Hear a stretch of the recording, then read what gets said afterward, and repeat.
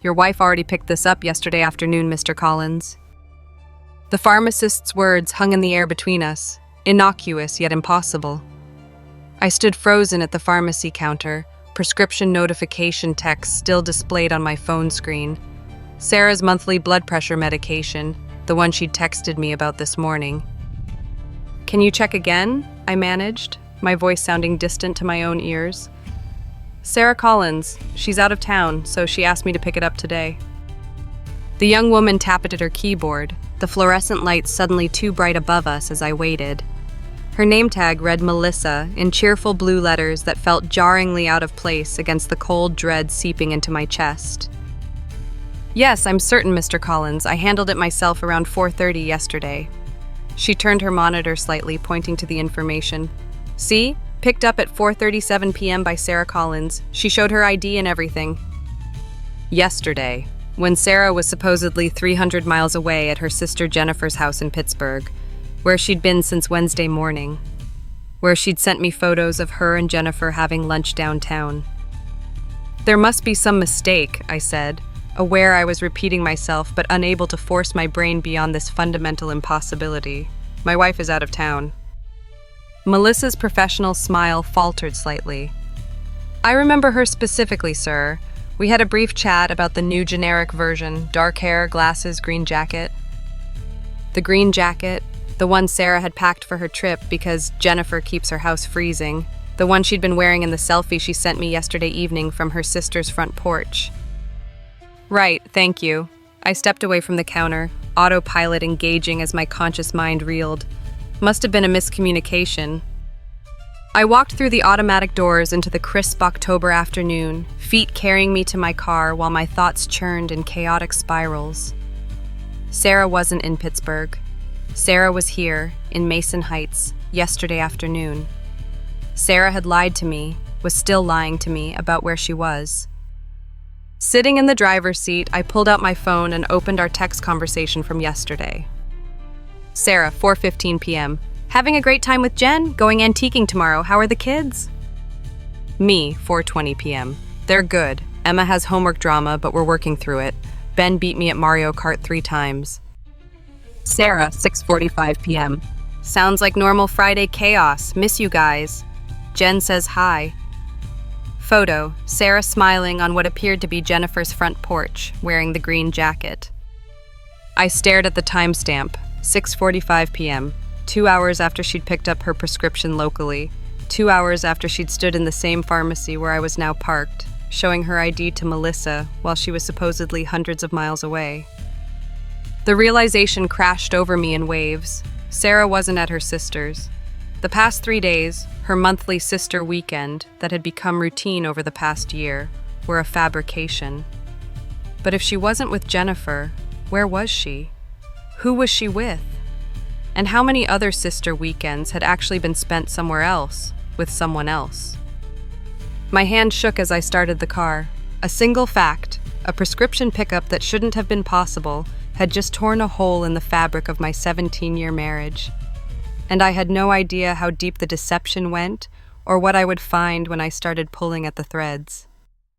Sarah and I met in college. She was studying education while I pursued business. Our first date was at a campus coffee shop where we talked until they closed, then continued the conversation walking around the moonlit quad until 2 a.m. We married 3 years later in a modest ceremony with close friends and family. Both sets of parents cried. My best man forgot the rings but recovered them quickly. It was perfectly imperfect. Those early years built a foundation I thought was unshakable. We struggled through my MBA program together, celebrating with cheap champagne when I landed my first corporate job. We saved for a down payment by living in a cramped apartment, tracking every expense in a shared spreadsheet. When Sarah became pregnant with Emma, we converted our office into a nursery, painting clouds on the ceiling ourselves. Our life progressed through the expected milestones: first home purchase, Emma's early years, career advancements, Ben's birth, school selections, summer vacations.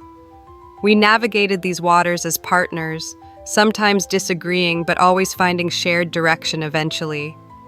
Our marriage wasn't perfect, whose is, but it was solid, dependable, At least that's what I'd believed. The first subtle shifts began around our 15th anniversary, changes so gradual they were almost imperceptible. Sarah joined a book club that met monthly, then bi-weekly. She refreshed her wardrobe with slightly more stylish options than her typical teacher attire. She started wearing makeup more consistently, even on weekends. She joined a gym and kept to her routine with unprecedented dedication. "It's almost 40 bearing down," she'd explained when I noticed the changes. "I refused to surrender without a fight." I'd supported these developments, happy she was investing in herself after years of prioritizing everyone else. When the monthly visits to her sister began, I encouraged those too. Sarah and Jennifer had become closer after their mother's death 2 years prior, and the weekend trips seemed to genuinely rejuvenate Sarah. "You should have that time together," I told her. "The kids and I can survive without you for a weekend each month." Our physical relationship had cooled somewhat over the years. Natural, I thought, for a couple approaching 2 decades together with demanding careers and active children. We still connected regularly, but with less spontaneity, less urgency. The passion had matured into something more comfortable, more scheduled. I hadn't been concerned about this evolution. It seemed like the expected trajectory for a long-term marriage. There had been other signs too, though I'd interpreted them differently at the time. Sarah had become more protective of her phone, explaining it as necessary privacy from increasingly curious preteen children. She'd started taking more work calls in our bedroom or backyard rather than the kitchen. She'd established a separate checking account for simplifying teacher expenses. Last year, she'd suggested I use her sister weekends for my own activities, poker nights with friends, golf outings, projects around the house I'd been wanting to tackle. "We both deserve regular breaks," she'd said. "It makes us better parents and partners when we return refreshed." I'd agreed completely with this reasonable approach to self-care. I'd never once questioned the authenticity of her trips or suspected alternative motivations. Why would I? We were the couple friends came to for marriage advice. We were the reliable ones who had it figured out while others struggled through divorces and relationship dramas. The pharmacy counter revelation now cast all of these memories in a harsh new light. The book club that never seemed to discuss specific books. The sister weekends that coincided with her being particularly attentive and affectionate upon return. The separate checking account I never saw statements for. The phone that always went with her, even to the bathroom. Had I been naive, willfully blind, or was I the trusting husband I should have been, operating on the fundamental assumption that my wife of 17 years wouldn't construct elaborate fictions about where she was spending nearly 36 days of the year? As I drove home from the pharmacy, these questions circled without resolution. The prescription fact remained undeniable. Sarah had been in Mason Heights yesterday when she was supposed to be in Pittsburgh. Everything else, the who, why, how long, remained painfully unclear. Most devastating was the recognition that I didn't really know which version of my wife was real. The dedicated teacher, loving mother, and committed partner I thought I'd built a life with, or the woman capable of looking me in the eyes and constructing elaborate lies about where she was going and who she was with. I pulled into our driveway, noticing with strange detachment how normal our house looked. The Halloween decorations Sarah and the kids had put up last weekend, the basketball hoop where Ben practiced daily, the porch swing where Sarah and I sometimes had evening conversations after the kids went to bed. The physical structure remained unchanged while the family within it was potentially fracturing along fault lines I hadn't even known existed until a pharmacist said 7 simple words. Inside, Emma and Ben were exactly where I'd left them. Emma doing homework at the kitchen table, Ben playing video games in the family room. Normal moments in what had suddenly become a profoundly abnormal day.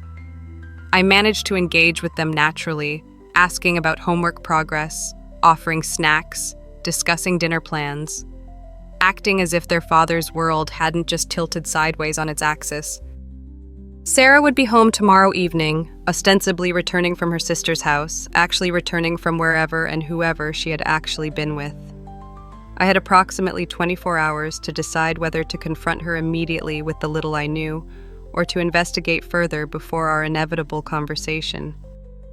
The decision felt monumental. The marriage I thought I had might already be over, but the next steps I took would determine what remained of the relationship, our family, and the future I had believed in until a pharmacy counter-conversation changed everything. After getting the kids to bed, I sat at the kitchen table with my laptop, a legal pad, and the hollow feeling that I was about to engage in behavior I never imagined necessary in my marriage. I'd never been the jealous husband who checked messages or tracked locations. I'd never felt the need to investigate my wife's activities or verify her explanations. That trust had been foundational to our relationship, and now I was preparing to dismantle it completely. I started with what I knew for certain. Sarah had picked up her prescription locally at 4:37 p.m. yesterday, when she was supposedly in Pittsburgh. This wasn't a misunderstanding or confusion. It was a deliberate deception. The question was how extensive this deception had become. Our shared calendar showed Sarah's sister weekends marked predictably, one Friday to Sunday each month for the past 14 months. The pattern had started after her sister Jennifer had gone through a difficult divorce. She needs regular support right now, Sarah had explained. This consistency helps her rebuild. I pulled up our bank statements, scanning for patterns around these weekends. Our joint account showed nothing unusual: normal grocery purchases before her departures, consistent household spending. But I had no access to the separate account she'd opened for teacher expenses about a year ago. I'd never asked to see those statements, respecting her professional autonomy. Next, I checked our cell phone account. Sarah and I shared a family plan with the kids, giving me access to basic call and text logs. The past 3 days showed minimal activity from her number: a few texts to me and the kids, one call to what I recognized as Jennifer's number that lasted 6 minutes, and another to an unfamiliar number with our local area code. This local number appeared regularly in her call history, often in brief conversations during her lunch hour at school. I hesitated before the next step, feeling the line I was about to cross. Then I remembered the prescription pickup and continued. I logged into Sarah's Google account. We'd shared passwords early in our marriage and never changed the habit, though I'd rarely had reason to access her accounts. Her email showed nothing immediately suspicious, but her location history was more revealing. The timeline showed Sarah had indeed left our house Wednesday morning, but instead of the 3-hour drive northeast to Pittsburgh, her location showed movement just 30 minutes east to Lakeside Park, an upscale suburban community. The timeline placed her at a residential address there for the past 3 days, with only brief departures, including yesterday's trip to our local pharmacy. I copied the Lakeside Park address and searched it online. Property records showed it belonged to a Michael Donovan. The name meant nothing to me initially, but further searching revealed he was a principal at one of the high schools in our district. Our district, where Sarah taught 5th grade at an elementary school. A connection, but not yet a confirmation. Social media searches added more pieces. Michael Donovan, mid-40s, divorced 2 years ago, 2 teenage children who appeared to split time between parents. His profile was mostly professional, with few personal details visible to non-friends. Sarah wasn't among his visible connections, but they shared several mutual contacts in the education community. I found myself scrolling through photos from district events over the past 2 years, looking for both their faces, seeking some visual evidence of connection. In most official photos, they appeared appropriately distant as colleagues from different schools. But one image from a teacher recognition ceremony 9 months ago caught my attention. A group photo where they stood side by side, not touching but angled slightly toward each other, both smiling in a way that seemed private despite the public setting. Was this enough to confirm what I suspected? Not definitively. But combined with her location history placing her at his home for 3 consecutive days, it painted a compelling narrative. Still, I needed to understand the scope. Was this a recent development or a long-term deception? I returned to Sarah's location history, working backward through her sister weekends. The pattern was consistent. Each time, her actual location showed the same Lakeside Park address, not Pittsburgh. 14 months of fabricated trips. 14 months of elaborate lies. The duration hit me physically. a punch to the stomach that left me breathless at the kitchen table. This wasn't a recent lapse in judgment or a temporary infatuation. This was a sustained, parallel relationship that had been running alongside our marriage for over a year. More than a month of every year spent in another man's home while I managed our children and household, believing she was supporting her sister through a difficult time. Around midnight, I found one final piece of evidence. Checking our shared cloud storage for family photos, I discovered a hidden folder that had been accessed regularly but didn't appear in the main directory.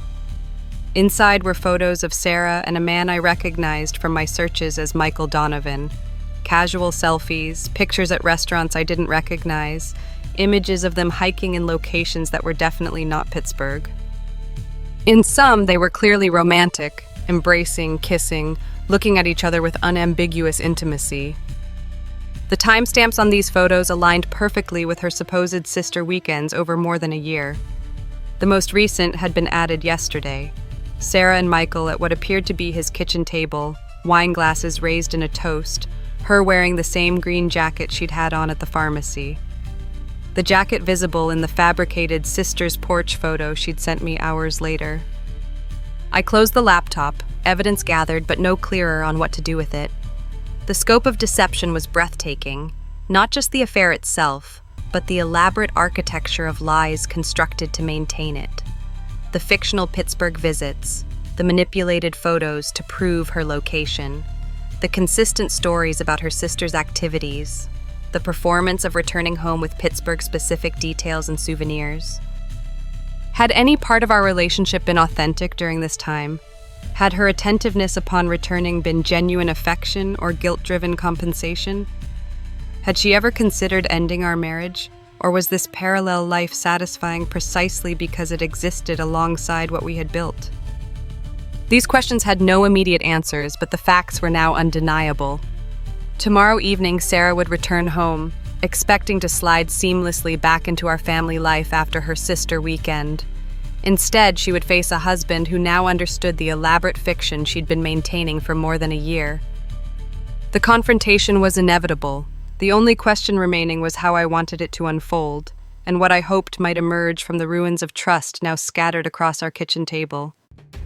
I spent Sunday in a strange state of suspended animation, going through the motions of normal weekend activities with the kids while internally rehearsing various approaches to the inevitable conversation.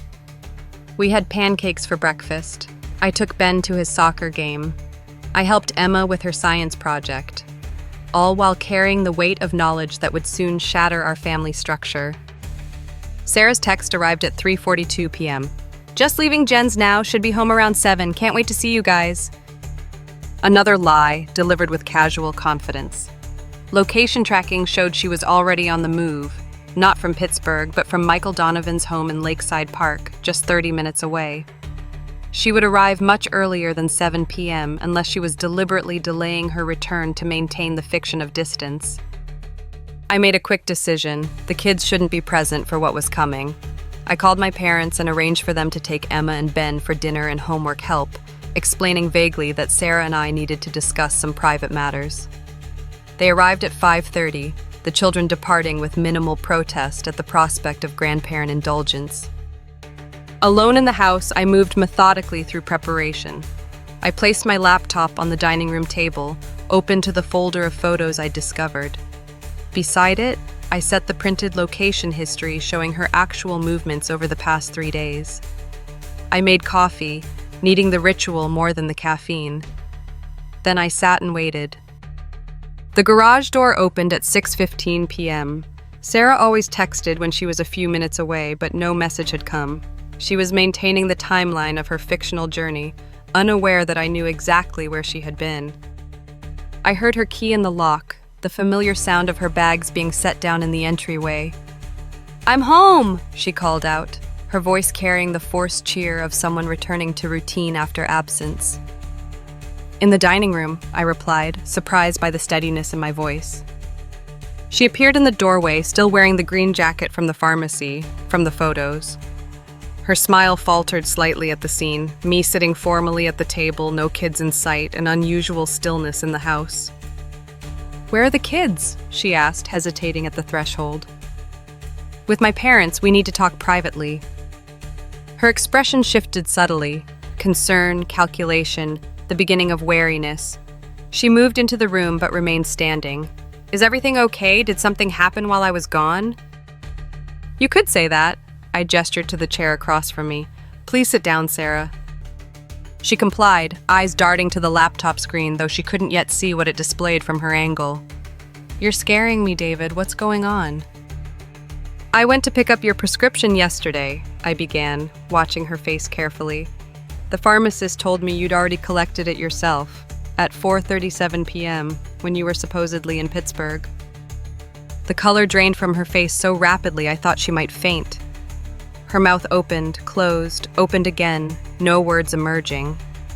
In that moment of speechless panic, I saw the confirmation I didn't need. She had no ready explanation because there was none that could reconcile this fundamental contradiction.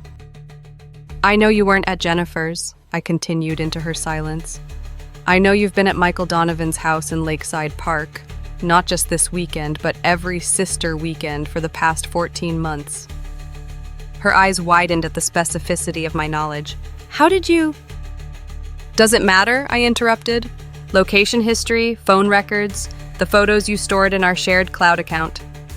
I turned the laptop toward her, displaying images of her and Michael together, dated and organized by each fabricated Pittsburgh trip. She stared at the screen, tears forming but not yet falling. David, Her voice failed again. I've spent 24 hours trying to understand this, Sarah, not just the affair itself, but the elaborate deception you constructed around it. The fictional Pittsburgh trips, the fake stories about Jennifer, the manufactured photos to prove where you were, the lies you told me and our children, repeatedly, for more than a year. A tear escaped, tracking down her cheek. I never meant for this to happen. That's the problem with that explanation, I replied, my voice still unnaturally calm. This wasn't a momentary mistake or an impulsive decision. This was hundreds of individual choices to deceive me.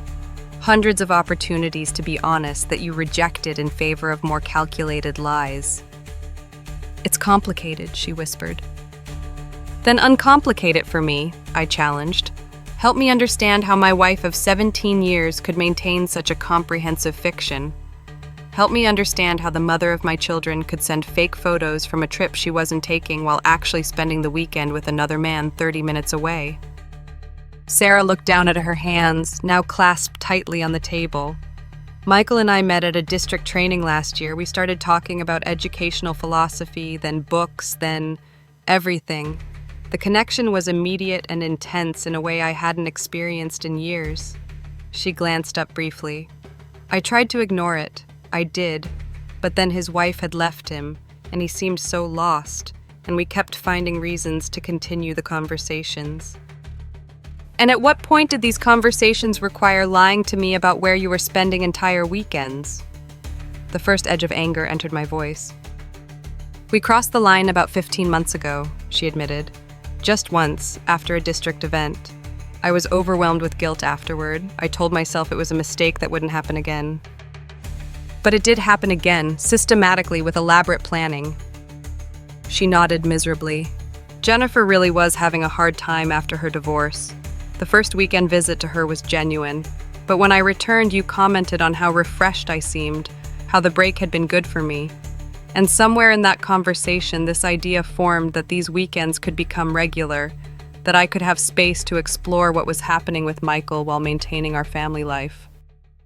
So you constructed an elaborate fiction about helping your sister through divorce while actually pursuing a relationship with a man going through his own divorce.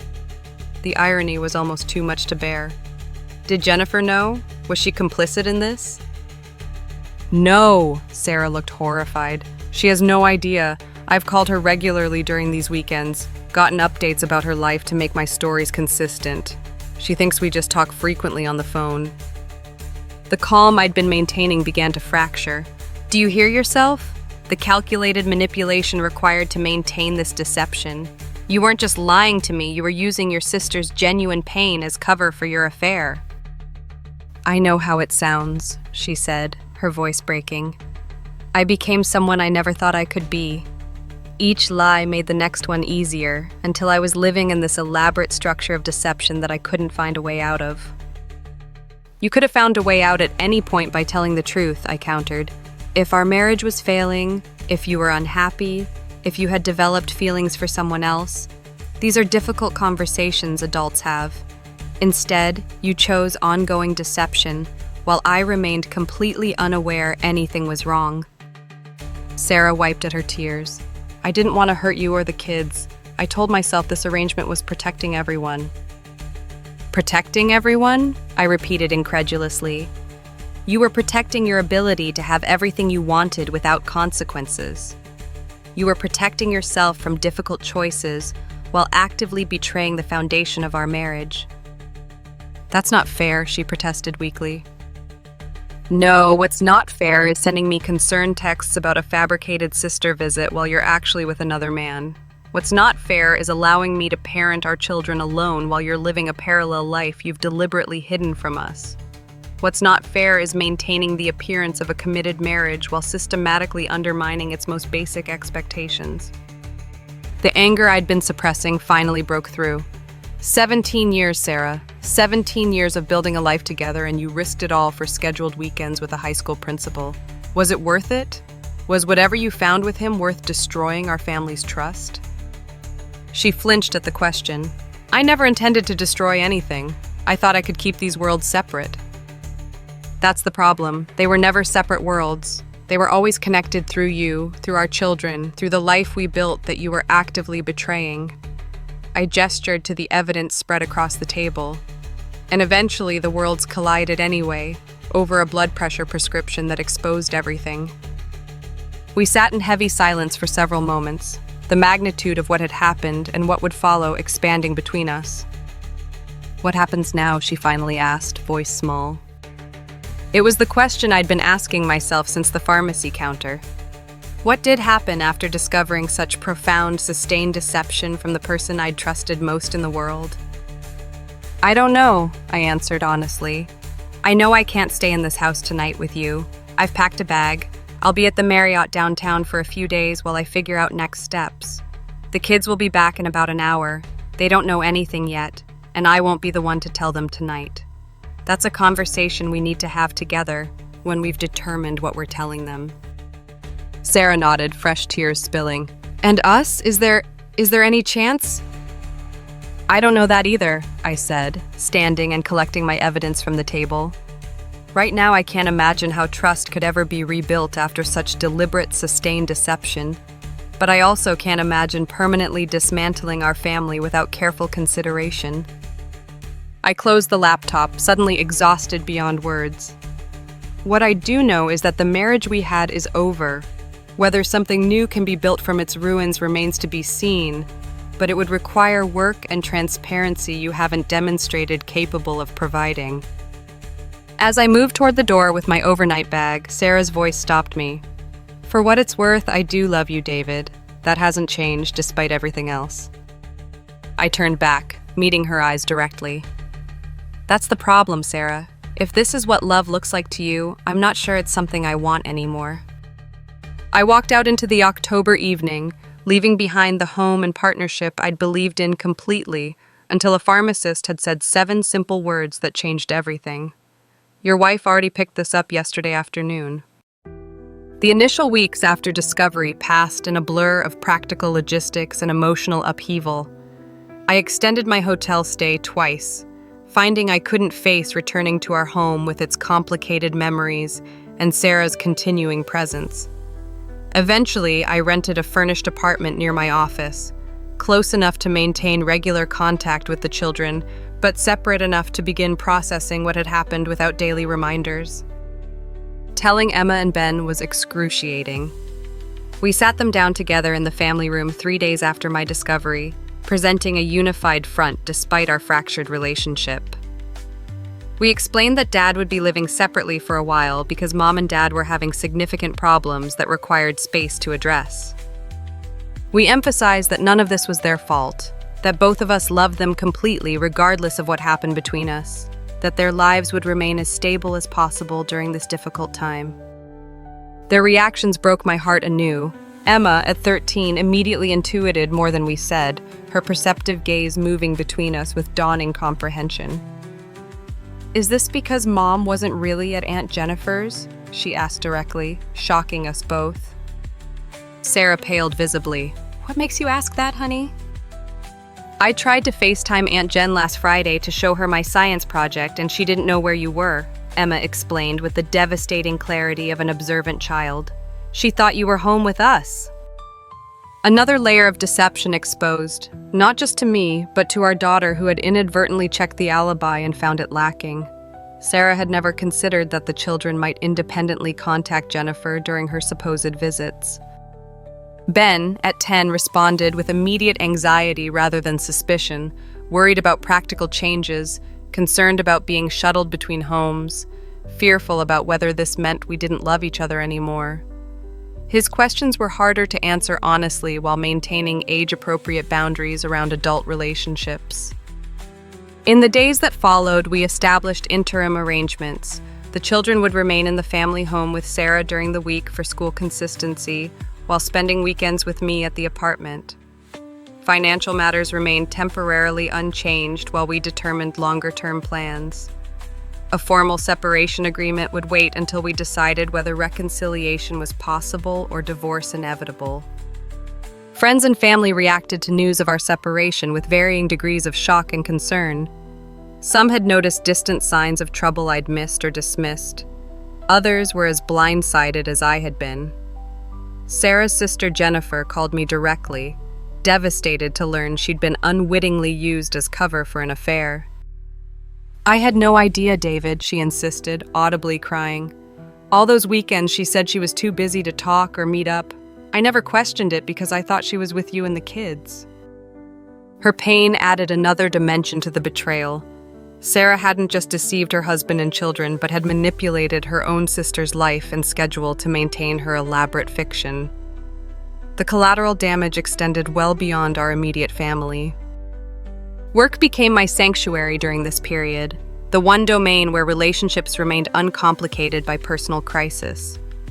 I extended hours at the office, volunteered for projects requiring focused attention, and channeled emotional energy into professional accomplishment. Not healthy as a long-term strategy, perhaps, but necessary for immediate functioning while everything else seemed to crumble. Privately, I met with a therapist specializing in betrayal trauma, trying to understand my own reactions and establish healthier coping mechanisms than work immersion or emotional suppression. Dr. Brennan helped me recognize that the depth of my pain reflected not just the affair itself, but the comprehensive nature of the deception.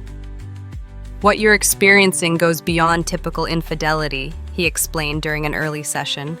"Your wife didn't just have an affair, she constructed an elaborate alternate reality and required you to live within that fictional world without your knowledge or consent. That type of sustained deception damages not just trust in your spouse, but trust in your own perception of reality." This framing helped explain the disorientation I continued experiencing.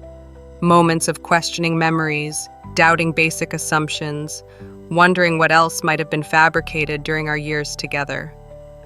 The ground beneath my understanding of my own life had shifted fundamentally, leaving nothing certain. Sarah pursued her own therapy while maintaining distance from Michael Donovan, a separation she claimed was her choice, though I suspected it was equally driven by the public exposure of their relationship within the education community.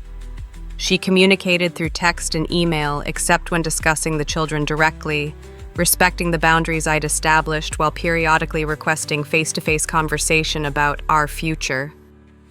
2 months after discovery, I finally agreed to meet with her alone, not in either of our current living spaces, but on neutral territory, a private room at a restaurant where we'd celebrated anniversaries and happier times. The location felt appropriate for discussing whether anything remained worth salvaging after 17 years together and more than a year of systematic deception. "Thank you for meeting me," she began when we were seated, her hands fidgeting with her water glass. "I know I have no right to ask for your time or attention after what I've done." "I'm here for clarity, not reconciliation," I replied evenly.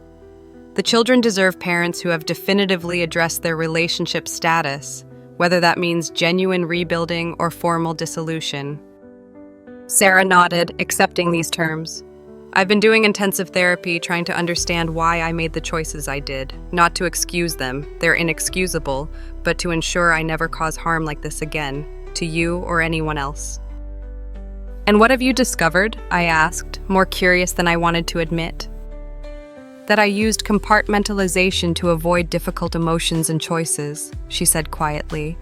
That I created separate spaces in my life where different rules applied, different versions of myself could exist.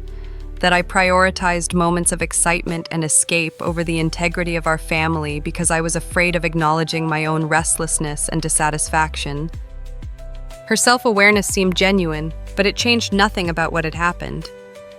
Did you ever consider just talking to me about feeling restless or dissatisfied before constructing an elaborate double life? I should have, she acknowledged. But I told myself our life was too stable, too established to disrupt with my selfish feelings, that you were content with our routine, our predictability, that questioning what we'd built would hurt you unnecessarily. So instead you betrayed everything we'd built while maintaining the appearance of commitment, I observed. How was that less hurtful? It wasn't, she admitted. In my compartmentalized thinking, I convinced myself you would never know, so you would never be hurt. It was profoundly selfish and delusional. I see that clearly now. The conversation continued for nearly 2 hours, covering territory both practical and emotional. Her relationship with Michael, truly ended, she insisted. Her understanding of the harm caused, deeper than she'd initially comprehended. Her hopes for potential reconciliation, present but tempered by recognition of the damage done. Throughout, I maintained emotional distance while acknowledging the significance of 17 years together and 2 children who deserve thoughtful consideration of all possibilities. Not cold or punitive, but protected by boundaries her actions had made necessary. I don't know if I can ever trust you again, I told her as our meeting concluded.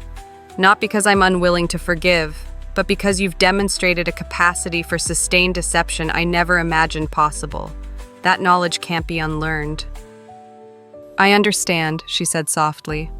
All I can offer is complete transparency moving forward, and the work I'm doing to address the fundamental flaws that allowed me to compartmentalize so destructively. Whether that's enough is for you to determine. 3 months after discovery, we began tentative couples counseling alongside our individual therapy, not with reconciliation presumed, but with honest exploration of whether a new relationship might be possible from the ashes of the old one. These sessions revealed both the depth of damage done and the complexity of 17 years of shared history and continuing co-parenting responsibilities. The pharmacy revelation that had started this journey remained a touch point in these discussions, the mundane moment when elaborate fiction collapsed against simple reality, when a routine prescription pickup exposed the careful architecture of deception maintained for more than a year. If you hadn't gone to get that prescription, how long would this have continued? I asked during a particularly difficult session. Sarah considered this with painful honesty.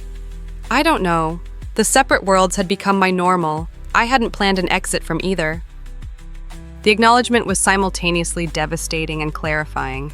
Confirmation that discovery had been necessary for truth to emerge, that the deception would have continued indefinitely without that pharmacist's innocent comment. 6 months after discovery, we reached the decision that had been forming since those first moments at the pharmacy counter. Our marriage, at least in its previous form, was irreparably broken. The question was no longer whether we would stay together, but how we would separate with minimal additional damage to our children and ourselves. The decision brought both grief and relief, mourning for what had been lost while acknowledging the impossibility of rebuilding after such fundamental breach. Not the outcome either of us would have chosen before the prescription pickup that changed everything, but the necessary conclusion to the story that began when a pharmacist said 7 simple words that revealed an elaborate fiction maintained for more than a year.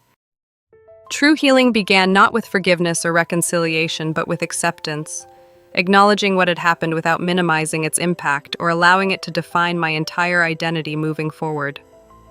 This process unfolded gradually, marked by both progress and setbacks, insights and continued struggles. 8 months after discovery, the divorce was finalized with minimal additional conflict. The mediated settlement reflected our shared commitment to the children's well-being, establishing joint custody with a week-on, week-off schedule that maintained stability while allowing both parents meaningful involvement. Financial matters were resolved equitably, property divided without unnecessary acrimony. The practical aspects proved easier to address than the emotional aftermath that continued evolving long after legal matters concluded. I purchased a small house 10 minutes from the family home, creating a second stable environment for Emma and Ben, rather than the temporary apartment that had characterized the initial separation.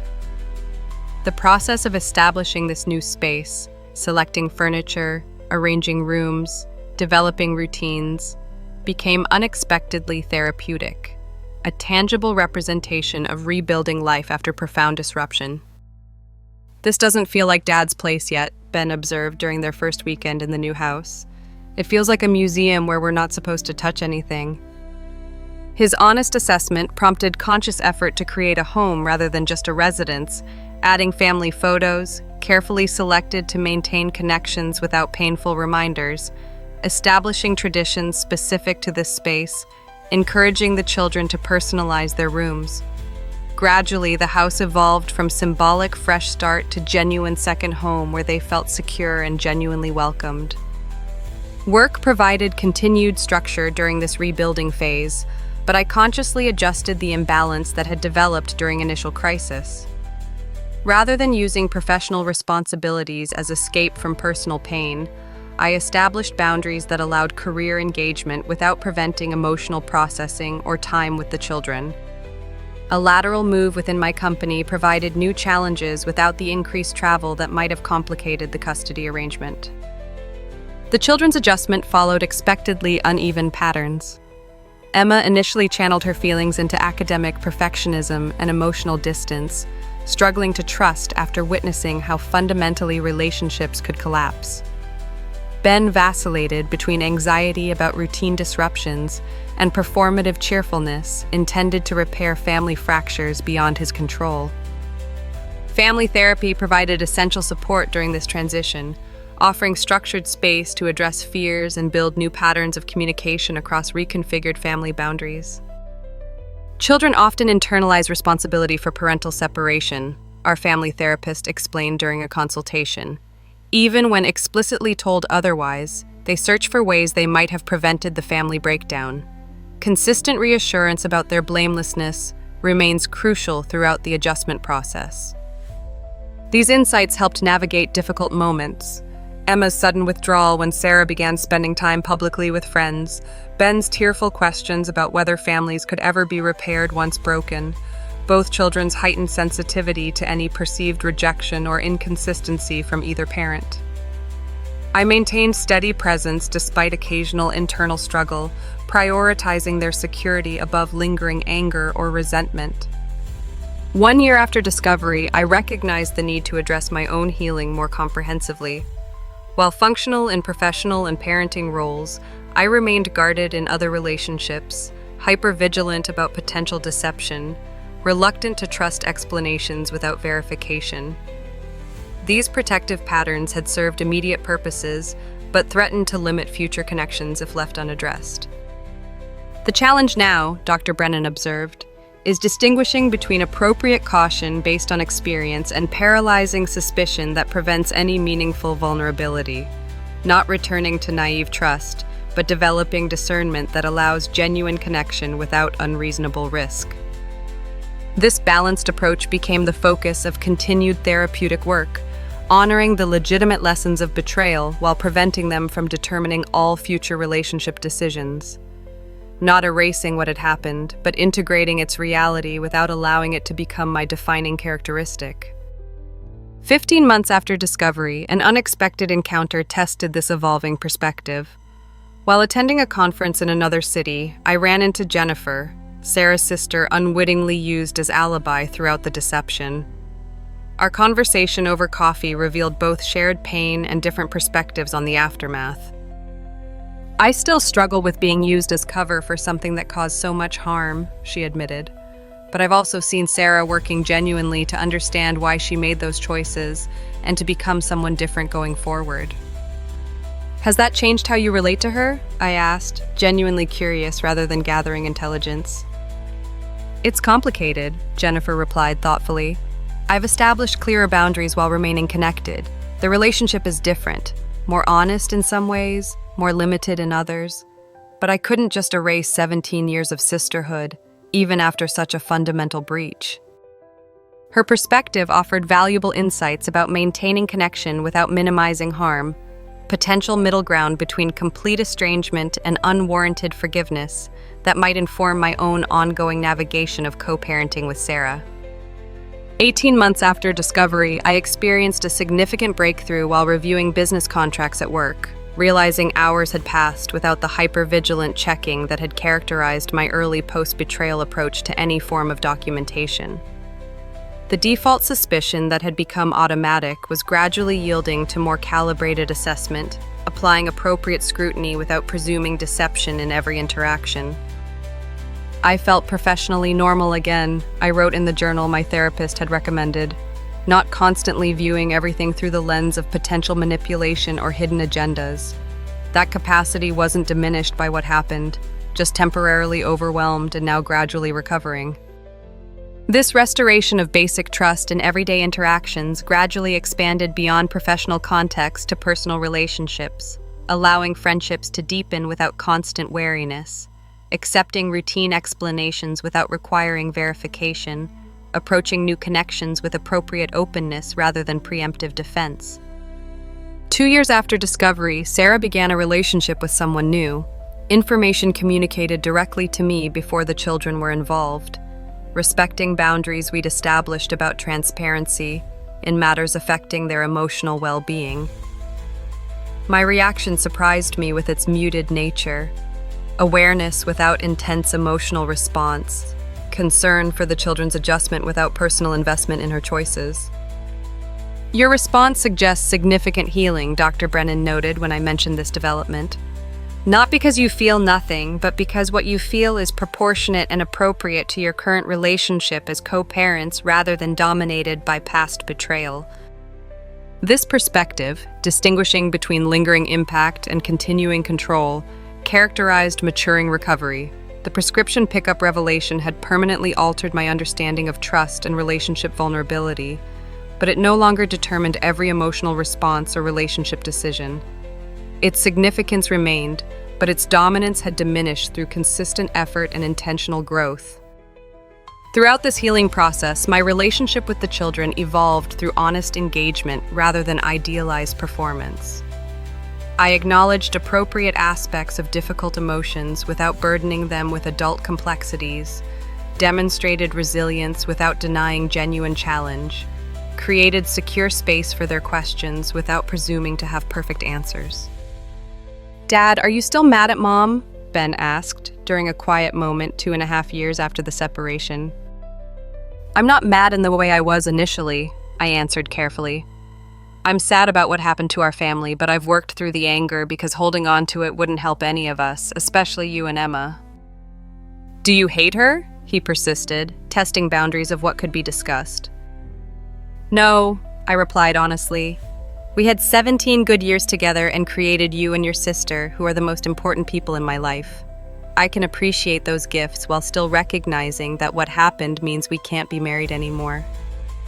This balanced truth, acknowledging both genuine loss and continuing value, provided framework for the children to process their own complex feelings without feeling disloyal to either parent.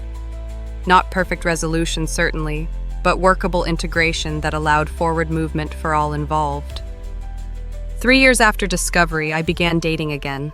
Cautiously at first, with the heightened awareness that comes from profound betrayal, but gradually with increasing openness to genuine connection.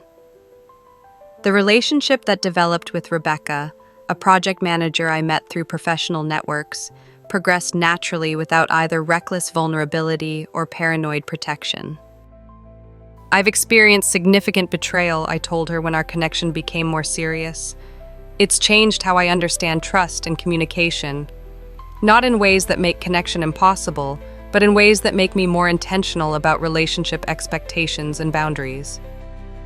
Her response, thoughtful acknowledgement without either dismissive reassurance or dramatic promises, reflected the kind of authentic engagement I now recognized as essential to healthy relationships. Not performance designed to achieve specific outcomes, but genuine presence with appropriate recognition of both connection and accountability.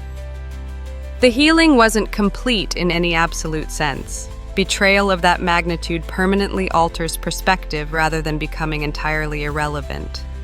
But its dominance had diminished through consistent effort and intentional growth, gradually transforming from acute, defining trauma to significant but manageable aspect of personal history.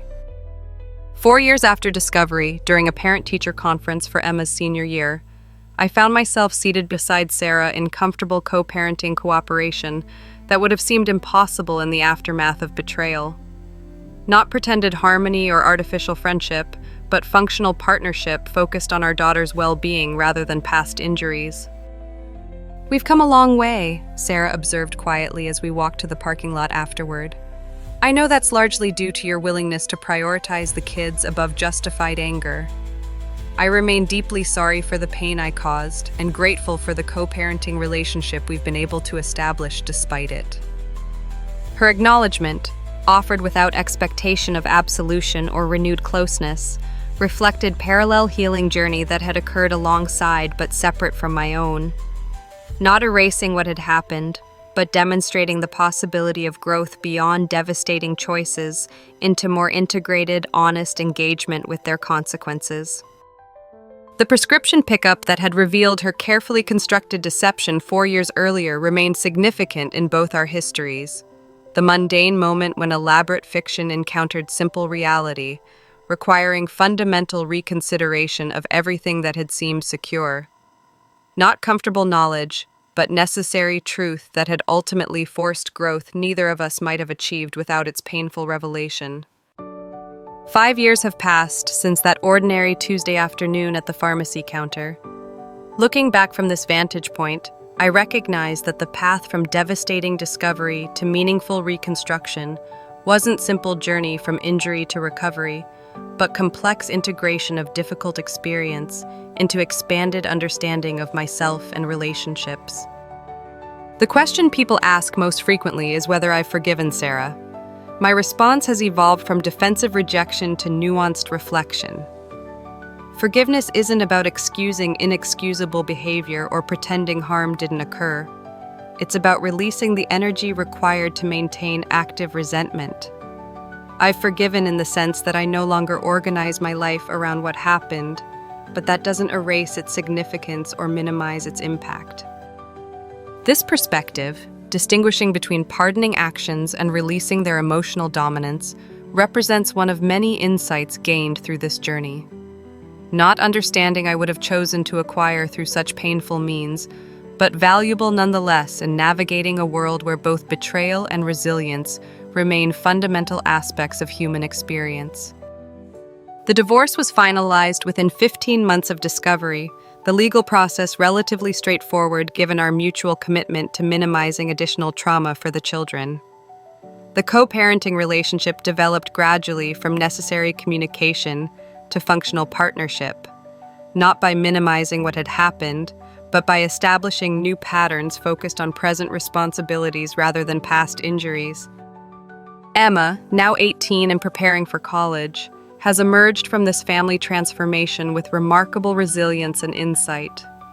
The betrayal she partially intuited before full disclosure created initial trust issues that required therapeutic support, but these gradually evolved into nuanced understanding of relationship complexity rather than cynicism or fear. "I used to think relationships were simple. People either loved each other completely or they didn't," she reflected during a recent conversation about her college applications. "Now I understand that people can make devastating choices even when love exists, that relationships require active maintenance rather than just emotional connection, and that honesty matters more than perfect behavior." This wisdom, hard-earned through family disruption she never requested, reflects something valuable salvaged from painful experience. Not benefit that justifies the betrayal, but meaning constructed from its aftermath through intentional processing rather than avoidance or oversimplification. Ben, now 15, processed the family reconfiguration differently, initially through anxiety and attempts to repair adult relationships beyond his control, eventually through acceptance of new structures and appreciation for stability maintained despite significant change. His journey required different therapeutic approaches and parental reassurance, but has similarly resulted in deepened emotional intelligence beyond his years. "Dad, I used to think you and Mom got divorced because you stopped loving each other," he said during a weekend hiking trip last month. "But now I understand it wasn't about less love, but about broken trust, and how some things can't be fixed even when people still care about each other." His insight, distinguishing between emotional attachment and relationship sustainability, demonstrated sophisticated understanding that will likely serve him well in future connections. Not perspective a child should need to develop, certainly, but meaningful growth from circumstances beyond his control. My own transformation extended beyond family reconfiguration to fundamental understanding of trust, authenticity, and resilience. Before the pharmacy counter-revelation, I had approached relationships with relatively uncomplicated expectations: honesty as default position, transparency as reasonable assumption, integrity as consistent characteristic rather than situation-dependent variable. The discovery of Sarah's elaborate deception permanently altered these assumptions, not toward cynical disbelief, but toward more nuanced recognition of human complexity. Trust became active choice rather than passive state, requiring ongoing evidence rather than one-time establishment. Transparency became value to be continuously maintained rather than assumed characteristic. Integrity revealed itself as commitment requiring consistent renewal rather than fixed personality trait. The most valuable insight wasn't about betrayal itself, I shared during a men's retreat focused on relationship health. It was recognizing that safety in relationships comes from resilience rather than certainty, knowing I can survive devastating disappointment rather than believing I can prevent it through careful selection or constant vigilance. This perspective, prioritizing recovery capacity over prevention fantasy, allowed gradually renewed openness to genuine connection despite profound betrayal. Not because trust became easy again, but because the fear of potential pain no longer outweighed the value of authentic relationship. My relationship with Rebecca evolved from initial careful connection to committed partnership, built on dramatically different foundations than my marriage. Not relationship defined by naive assumptions about permanence or perfection, but by conscious commitment to ongoing communication, appropriate boundaries, and mutual growth. What distinguishes this relationship isn't absence of challenges, I explained to Emma when she asked how I could trust anyone after what happened with her mother. It's how we address those challenges, directly rather than through avoidance or deception, with understanding that maintaining connection requires continuous choice rather than one-time commitment. 3 years into this relationship, Rebecca and I married in small ceremony attended by both children, close friends, and even Sarah and her current partner, the reconstructed family demonstrating hard-won capacity for appropriate connection despite significant history. Not pretended harmony or artificial closure, but genuine recognition that healing allows new configurations beyond initially imagined possibilities. Sarah's own journey paralleled mine in some aspects while following different trajectory in others. Her relationship with Michael Donovan ended within months of discovery, the connection unable to sustain the weight of its deceptive origins and public exposure.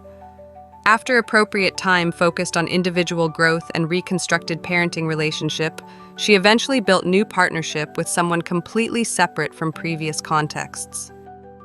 Our interactions evolved from painfully formalized communication to functional co-parenting to eventually genuine well-wishing, not renewed friendship or minimized harm, but mutual recognition of both significant damage done and meaningful reconstruction accomplished in its aftermath. I remain deeply sorry for the pain my choices caused, she told me during Emma's graduation celebration. and simultaneously grateful that we've all found paths forward that include genuine happiness despite that pain. That possibility wasn't visible to me during the worst moments of confronting what I'd done.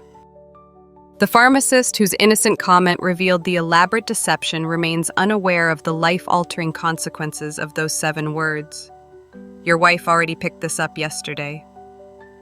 The mundane interaction that exposed carefully constructed fiction demonstrated how truth eventually emerges despite elaborate efforts to contain it, reality asserting itself through unexpected channels when deception creates fundamental contradictions.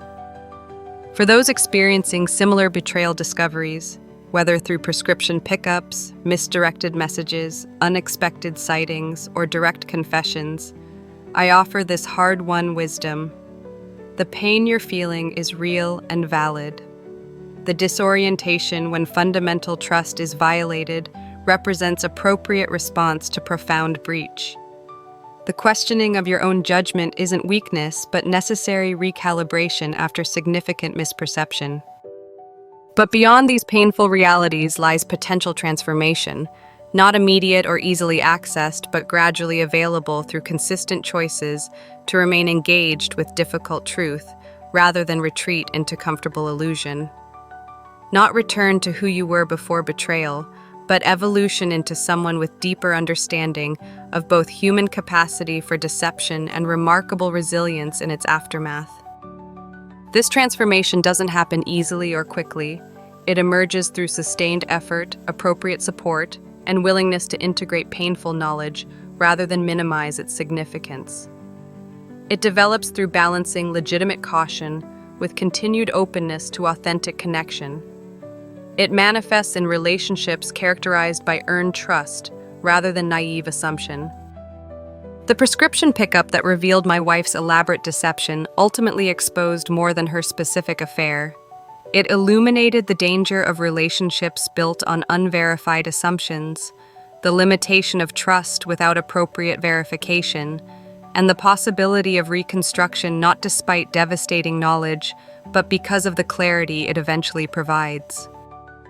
And perhaps that's the paradoxical gift hidden within painful revelation, the opportunity to build something more authentic from the ruins of comfortable illusion, something sustainable in its acknowledgement of human complexity, something resilient precisely because it incorporates rather than denies the possibility of betrayal.